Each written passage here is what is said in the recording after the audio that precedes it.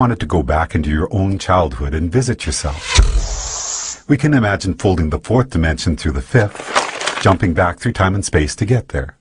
But what if you wanted to get to the world where, for example, you had created a great invention as a child that by now had made you famous and rich? We can imagine our fourth dimensional selves branching out from our current moment into the fifth dimension. But no matter where you go from here, the great child inventor timeline is not one of the available options in your current version of time. You can't get there from here, no matter how much choice, chance, and the actions of others become involved. There are only two ways you could get to that world. One would be to travel back in time, somehow trigger the events that caused you to come up with your invention, then travel forward in the fifth dimension to see one of the possible new worlds that might have resulted. But that would be taking the long way. The shortcut we could take would involve us folding the fifth dimension through the sixth dimension, which allows us to instantly jump from our current position to a different fifth dimensional line. In our description of the fourth dimension, we imagine taking the dimension below and conceiving of it as a single point.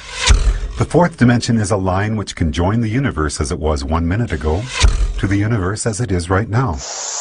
Or, in the biggest picture possible, we could say that the fourth dimension is a line which joins the Big Bang to one of the possible endings of our universe. Now, as we enter the seventh dimension, we're about to imagine a line which treats the entire sixth dimension as if it were a single point. To do that, we have to imagine all the possible timelines, which could have started from our Big Bang, joined to all the possible endings for our universe, a concept which we often refer to as infinity, and treat them all as a single point.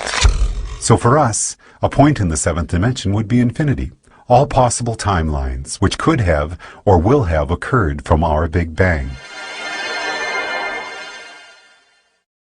When we describe infinity as being a point in the seventh dimension, we're only imagining part of the picture. If we're drawing a seventh dimensional line, we need to be able to imagine what a different point in the seventh dimension is going to be, because that's what our line is going to be joined to. But how can there be anything more than infinity? The answer is, there can be other completely different infinities created through initial conditions, which are different from our own Big Bang.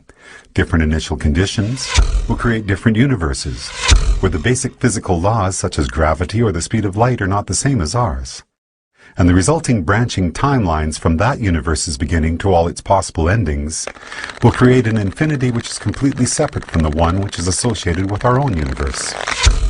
So the line we draw in the seventh dimension will join one of those infinities to another. And as boggling as the magnitude of what we're exploring here might be, if we were to branch off from that seventh dimensional line to draw a line to yet another infinity, we'd then be entering the eighth dimension. As we've explored already, we can jump from one point in any dimension to another simply by folding it through the dimension above.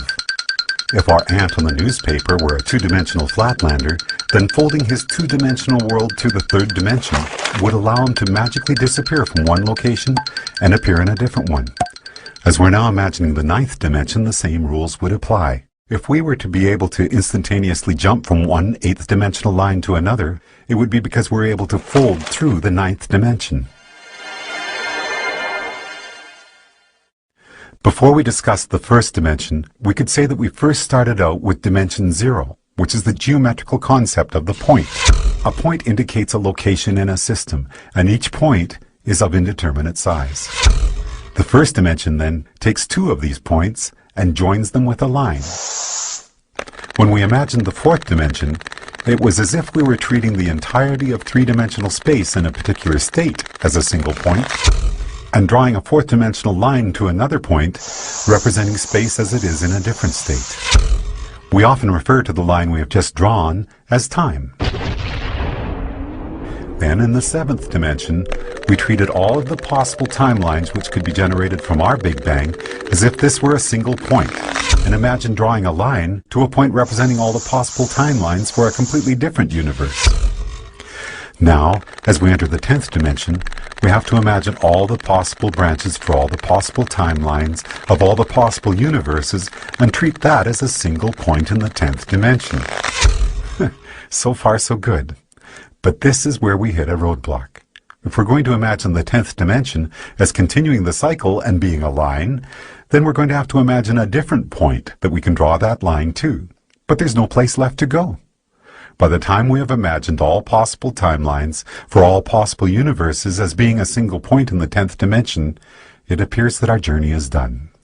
In string theory, physicists tell us that superstrings vibrating in the 10th dimension are what create the subatomic particles which make up our universe, and all of the other possible universes as well.